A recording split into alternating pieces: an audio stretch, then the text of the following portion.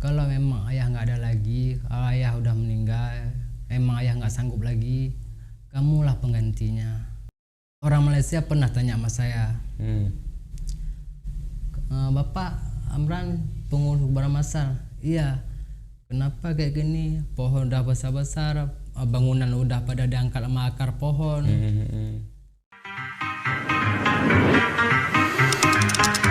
Ladies and gentlemen.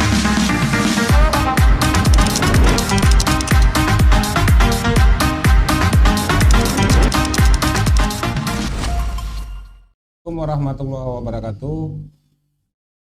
Waktu sebangsa dan setanah air, jumpa kembali dengan saya Hendro Saki dalam program acara Hasbi Hendro Saki Bicara. Sobat Hasbi sekalian, untuk edisi kedua ini dalam program Tayang Hasbi kita akan berbincang-bincang dengan Pak Amran. Jadi Pak Amran ini narasumber kita ini adalah penjaga makam korban tsunami Aceh di Gampung Siron. Jadi di Gampung Siron itu ada satu kawasan, terdapat 46.000 jenazah korban tsunami yang dulu dikuburkan di tempat itu. Dan Pak Amran yang kita undang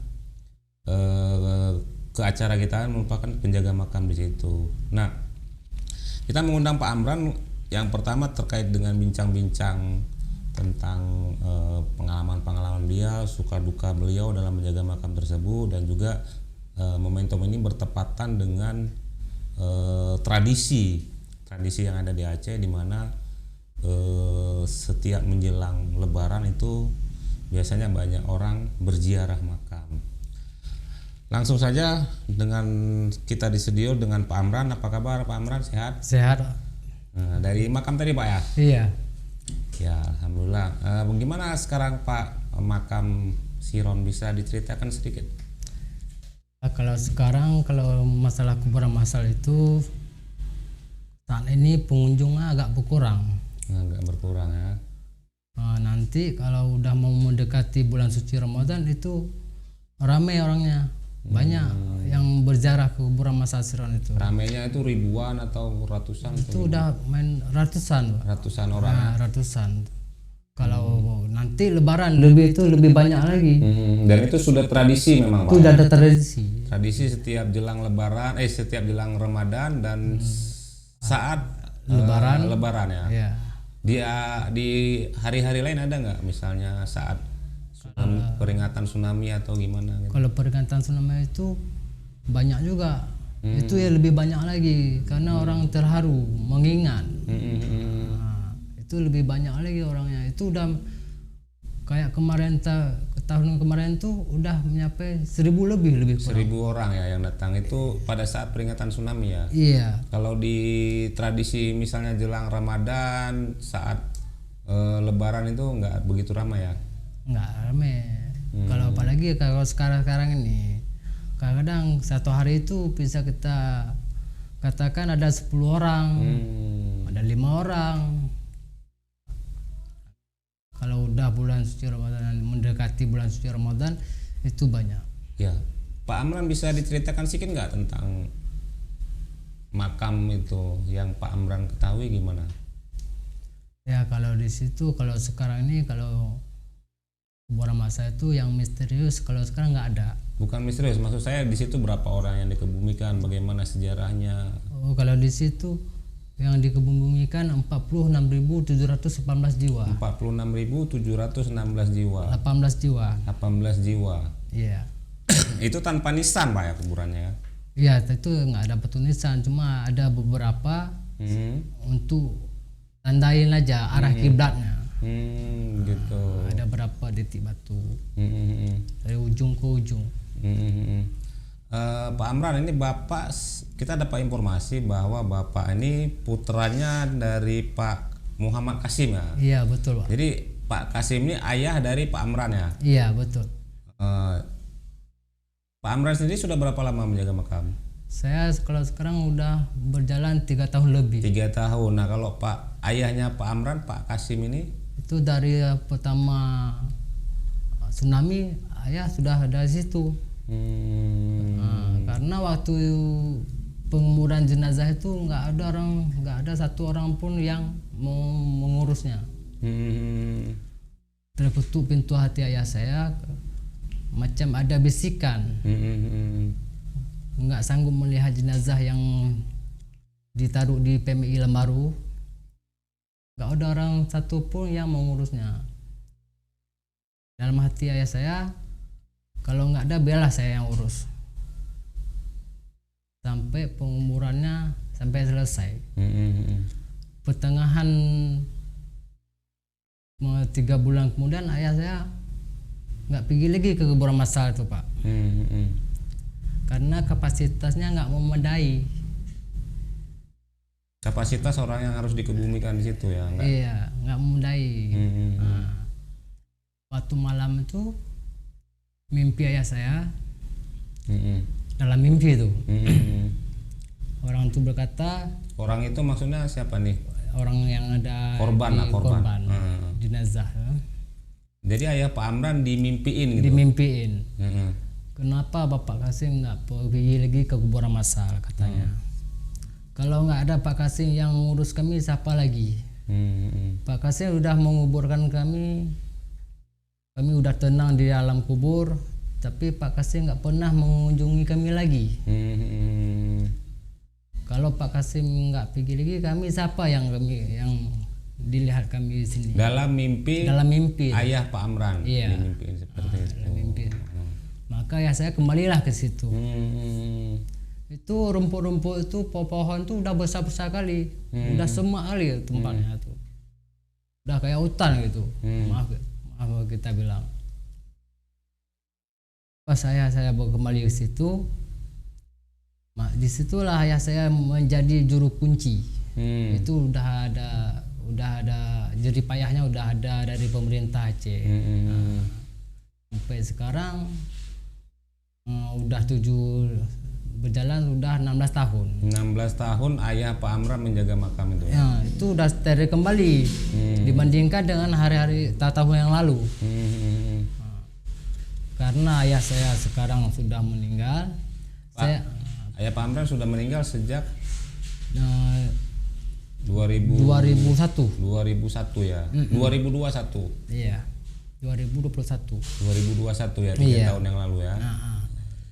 Datang orang kantor, diberi kepercayaan. Mereka bilang sama saya, apa Amran sanggup untuk melanjuti penjaga kuburan massal sebagai dan juga pembersih kuburan massal? Yang mendatangi dari pemerintah? Dari pemerintah. Oh iya. Boleh, saya bilang. Itu. Pak Amran,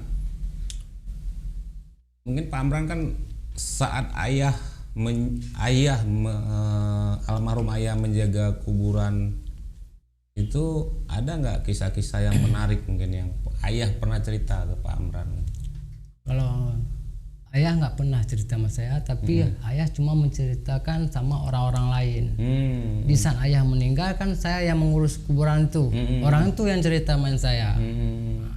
Misalnya apa tuh, misalnya yang cerita-cerita yang menarik yang kalau dulu ada penampakan orang gitu? Penampakan orang di situ.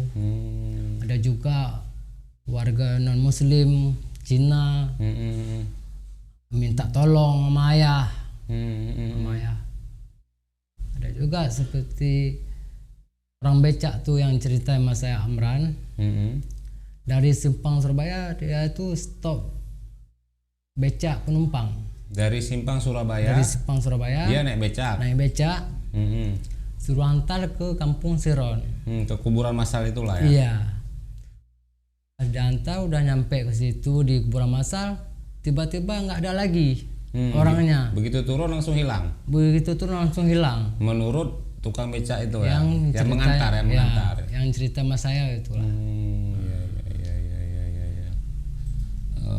Pak Amran,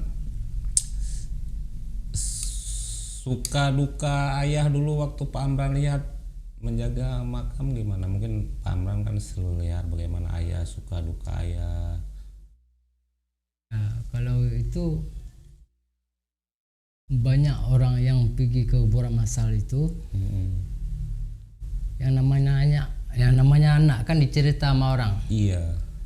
Bukan kita bilang ayah kita baik kali, bukan Iya, gitu juga. Cuma saya dengar dari omongan orang. Amran, bapak kamu itu kayak gini, orangnya baik, ramah, dan tidak pernah membuat orang yang berkunjung ke kuburan masal itu sebagai ada tingkah-tingkah yang nggak enak dilihat sama orang tuh. Kalau kita duka kita itu mana kita bilang banyaklah orang yang cerita yang baik-baik, yang buruk nggak ada. Bukannya kita bilang ya kita baik ya, kita cuma mendengar dari cerita orang. Itu menjaga makam di situ digaji Pak Amran sama negara ya? Iya Pak. Sama pemerintah digaji? Dari pemerintah. Kalau boleh tahu gajinya berapa dulu ya? 1.200.000. 1.200.000 setiap bulan? Iya. Itu nggak ada uang lain-lain tuh? Nggak ada uang lain. Kalau ada uang sumbangan orang yang berziarah ke kuburan masal kan ada kotak amal situ. Ya uang itu yang kita pakai. Kalau nanti kita nggak sanggup kita kerja sendiri. Itu kan kuburannya luas Pak, Iya. sangat luas. Jadi ayah Pak Amran itu bekerja dengan gaji 1.200.000 setiap hari membersihkan rumput, tip sampah yang kotor gitu dengan gaji 1.200.000 cukup Iya. ya? Iya. Orang udah berniat baik ya. Iya, jadi niatnya memang untuk udah ikhlas menjaga aja itu lah. ya. Jadi bukan soal gaji nih ya. Bukan masalah soal gaji Pak. Iya. Dari uang hasil celengan itu, kalau emang saya nggak sanggup saya kerja sendiri, kan otomatis saya suruh sama orang untuk bantuin. Nah, uang itu lah gua ambil, gua kasih. Nah, setelah ayah meninggal, ini kan Pak Amran yang menggantikan, Iya. kan gitu. Nah, Pak Amran digaji juga sama nih, Sama Pak. 1.200.000 juga. Iya. Anak Pak Amran berapa? 2. Cukup tuh gaji segitu. Tapi setiap pengunjung makam ada yang nyumbang apa istilahnya, masukin celengan itu uang itulah yang digunakan untuk bantu-bantu gitu ya. Iya. Nah, kalau Pak Amran sendiri selama 3 tahun menjalani profesi untuk menjaga makam ini, ada nggak ya perjalanan bagaimana kisah-kisah Pak Amran itu, hal-hal yang dukanya mungkin dengan gaji yang segitu tapi dengan beban dan tanggung jawab yang besar, itu gimana Pak Amran? Ya, saya kalau memang kita pikir secara gajian memang cukup nggak cukup. Cukup. Ya, cuma saya sudah mengingat jasa orang tua. Karena orang tua sebelum meninggal pernah menceritakan sama saya, Amran, kalau ayah nggak ada lagi, kamulah yang mengolah kuburan masal. Oke Pak, jadi orang tua sebelum meninggal memang ada istilahnya menyampaikan pesan untuk Pak Amran melanjutkan menjaga kuburan itu ya? Iya. Gimana bahasa orang tua? Bapak, ayah bilang sama mama, ini nanti kalau saya nggak ada lagi, kalau saya nggak sanggup lagi mengurus kuburan masal, biasa Amran yang mengelolanya untuk menggantikannya. Pas ayah meninggal, berapa bulan kemudian mama cerita sama saya, pesan ayah kayak gini Amran. Apa saya bilang? Kata ayah, kalau memang ayah nggak ada lagi, kalau ayah udah meninggal, emang ayah nggak sanggup lagi, kamulah penggantinya. Jangan mengharap gajinya tuh jangan usah diperhitungkan. Jangan lihat nominal gajinya gitu, Iya. tapi ini semangat keikhlasan. Karena kata ayah tuh kita ikhlaskan aja. Karena ayah juga tak mengharap sekali jadi payahnya itu Pak. Iya. Kalau hal-hal yang misalnya pengalaman-pengalaman yang mungkin menyenangkan atau hal-hal yang menyedihkan ketika Pak Amran menjalani aktivitas sebagai penjaga makam itu apa Pak ya? Ya kalau di situ kalau kita bilang di kuburan masal itu kalau untuk senang nggak bisa kita senang di situ. Karena orang situ semua berduka, sedih, nggak ada yang gembira. Nah, maka saya terharu juga melihat orang itu, apalagi kondisi saya ayah udah nggak ada lagi. Itu ya. Iya, jadi apa pelajaran yang Pak Amran bisa ambil gitu? Jadi dari setiap ini kan Pak Amran setiap hari berhadapan ini melihat kondisi kan, wah ini di depan Pak Amran ini merupakan kuburan. Iya. Kuburan dari lebih dari 46.000 orang. Nah itu apa yang bisa Pak Amran petik pelajaran itu, dan ini bisa mungkin jadi pelajaran bagi orang lain. Ya kalau dari situ kita dengan melihat orang yang berziarah ke kuburan masal, kita juga mengingat untuk orang tua kita yang udah meninggal juga. Jadi dengan melihat orang itu pergi ke kuburan, kita sendiri saya sebagai anak dari almarhum, dengan melihat orang itu pergi ke kuburan masal, kita teringat juga sama ayah Sama kita ayah sendiri. kita sendiri ya. Jadi nggak terlupakan.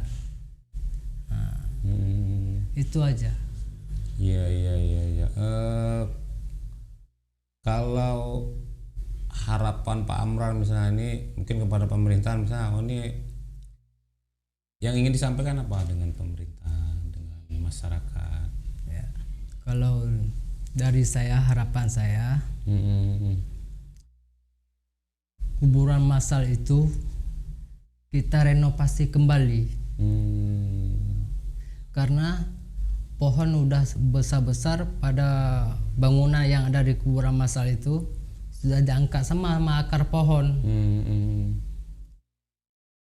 Kalau jadi payah, kalau memang ada dana tolong tambahin, kalau nggak ada ya udah saya ikhlaskan kerjaan saya di kuburan masal. Diikhlaskan maksudnya? Ya istilahnya nggak terlalu mengharap jadi payah. Kalaupun nggak digaji ya nggak apa-apa gitu, yang penting kuburannya direnovasi gitu ya. Kayak gitu aja. Karena itu kan sebagai sejarah itu, karena Iya, banyak benar. kali pengunjung-pengunjung dari luar menyaksikan kayak mana kondisi kuburan masal. Iya. Pernah dari orang Malaysia pernah tanya sama saya, Bapak Amran pengurus kuburan masal? Iya. Kenapa kayak gini? Pohon udah besar-besar, bangunan udah pada diangkat sama akar pohon. Saya kurang tahu. Ya namun saya sudah sampaikan kepada pemerintah untuk merenovasi kembali.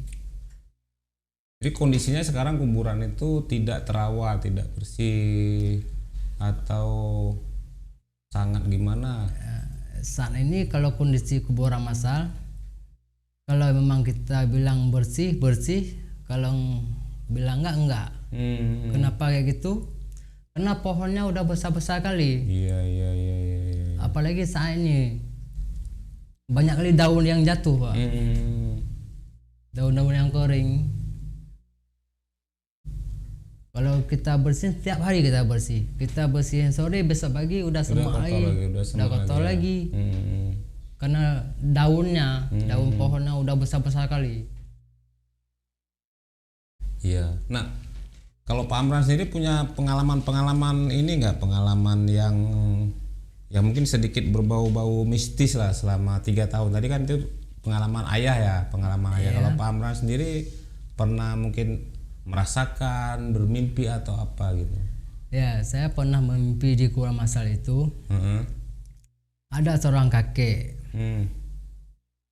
tanya sama saya, kamu siapa?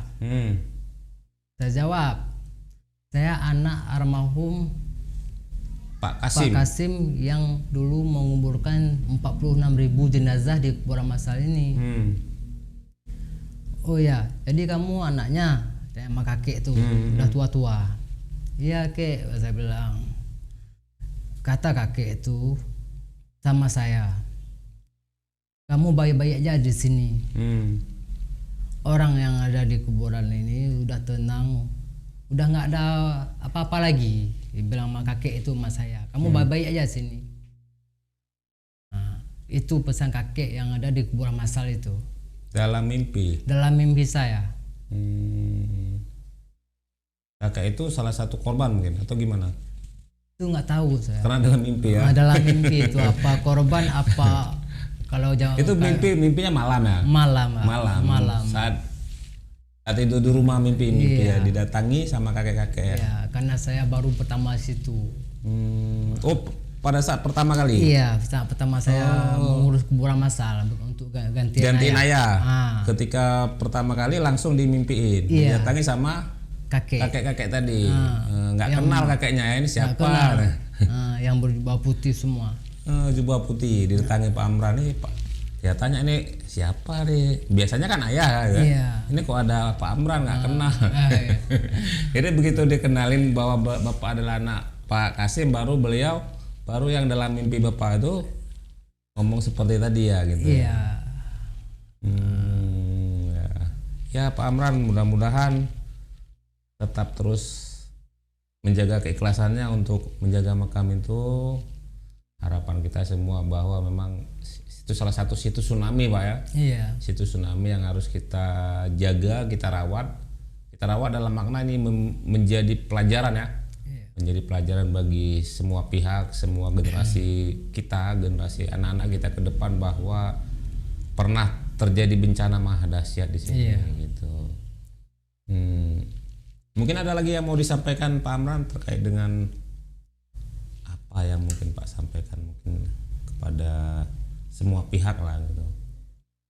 Ya, kalau harapan saya sendiri kepada pemerintah Aceh, tolong kuburan masal itu direnovasi kembali dan juga pohon-pohon udah besar, daun-daunnya pun udah kalau musim kemarau itu udah semak kali, udah kotor kali. Bukan berarti saya nggak bersihin, cuma tolong dari pemerintah untuk merenovasi kembali apa yang harus dibikin, apa pohon itu yang kita potong harus kita potong aja. Dari luasnya makam di sana itu Pak Amran sendiri yang menjaganya, merawatnya, membersihkannya. Iya, Sanggup sendiri. nggak Pak? Sanggup. Kalau kita bilang sanggup, nggak Dengan sanggup. gaji 1.200.000 tadi, itu kan luas Pak. Saya kan beberapa kali ke sana ya. Iya. Saya lihat ini kan luas, maksudnya 2 hektar. 2 hektar itu, 2 hektar ya, kira-kira 2 hektar lah kan. Iya. Nah, dengan 2 hektar itu setiap hari harus dibersihkan, rumputannya tiap mungkin seminggu sekali dipotong, dan pasti kan kalau daunan kan harus setiap hari kita bersihkan Pak ya. Gaji 1.200.000, tapi mungkin kena semangat keikhlasan dan juga pesan orang tua tuh Pak ya. Iya, betul. Jadi itu membuat Pak Amran ini tetap ya harus melakukannya gitu. Iya. Iya, mudah-mudahan Pak Amran sehat selalu lah. Kita mendoakan sehingga ada yang selalu menjaga, membersihkan situs tsunami itu Pak ya, salah satu situs kedahsyatan tsunami tadi. Baik, Sobat Asbi, sama kita tadi Pak Amran telah menceritakan tentang banyak hal yang mungkin bisa kita petik pelajarannya, bahwa kata kuncinya yang paling penting adalah soal keikhlasan. Jadi bukan soal berapa banyak yang kita terima, tapi ketika kita ikhlas maka banyak hal yang akan kita terima. Saya pikir itu aja Sobat Asbi sebangsa dan setanah air. Sampai jumpa pada edisi selanjutnya. Assalamualaikum warahmatullahi wabarakatuh.